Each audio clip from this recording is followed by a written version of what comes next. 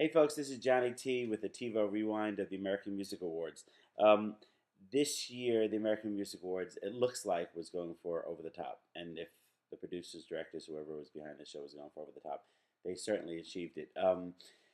American Music Awards obviously has to compete with the Grammys. They change the timing of when it happens. And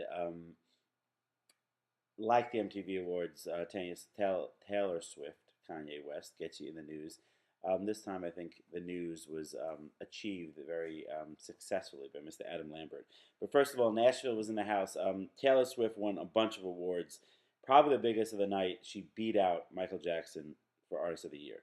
Now, what some might argue one of the greatest artists that ever lived, Michael Jackson, from a historic perspective, is what more can he do but die suddenly, tragically.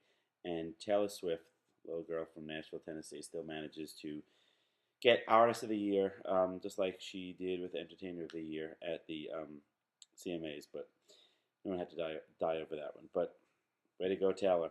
Carrie Underwood, she performed similar performance to her CMA performance. Rascal Flatts, they won, and Gloriana, talk about an upset. Gloriana beat Best New Artist beat Lady Gaga. Now, most people, as they said, raise your hands if you do not know who Gloriana is. I live in Nashville, so we've heard about Gloriana. But Best New Artist, I would say, shocking. So kudos to Matt Serletic and those people behind the Gloriana machine.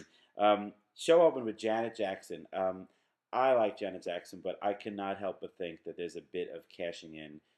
Greatest hits coming out right after the brother dies. Maybe this was planned, so I apologize if it was, but maybe it's the record label behind it. But Greatest Hits comes out after her brother dies, singing "Miss You Much," and I think who we really miss much is her brother, as opposed to Janet. But it was still a good performance. Jermaine, the white glove has gone from Michael to Jermaine. Jermaine brought up three of his, I think, many sons: Jer this, Jer that, Jer Majesty, Jer. I'm full of myself and name all my kids' names Jer. But that was pretty interesting.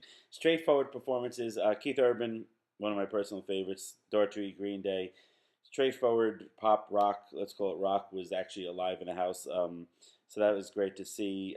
Power ballads. Kelly Clarkson sounded great with a string orchestra performance of "Already Gone" by Mr. Ryan Tedder. And Whitney Houston.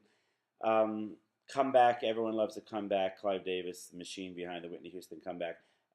Interesting thing here. I assume this award has existed before, like international artist that ever lived of the millennium who was a drug addict and that was made a comeback award Whitney Houston got. But I think no one can underestimate the career of Whitney Houston that she had, and it is great to actually see her back and hopefully cleaned up. The voice not really there anymore. I think she did a long drawn out performance that seemed to get a little better as it went on and got dramatic. And you can see underneath that she can hit some of those notes. This old Diane Warren song, which actually fits pretty well what you think she would write herself in a comeback. But the voice, the power notes are not there anymore. But hey, she's back and more power to her. Rappers in the house. You have Eminem, Alicia Keys, and Jay-Z singing this new song, "Empire State of Mind." The chorus between, I call it Frank Sinatra and Billy Joel, and rap, "New York State of Mind" and "New York, New York." So I really enjoyed that actually.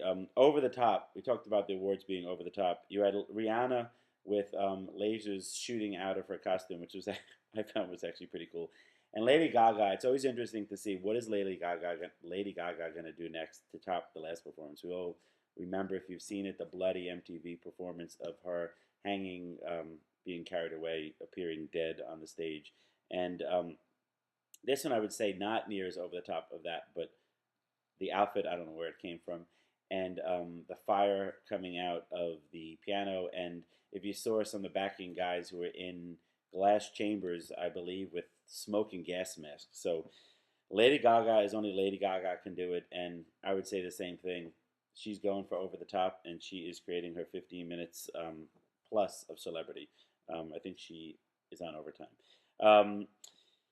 Adam Lambert. Well, it's interesting to see Chris Allen, who I happen to be more of a fan of that style of music. Great current song that he has out, written by the script.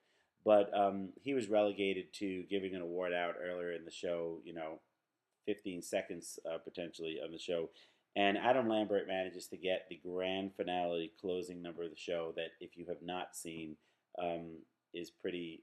I would over the top is probably a good word for it, and risque is probably a good word for it.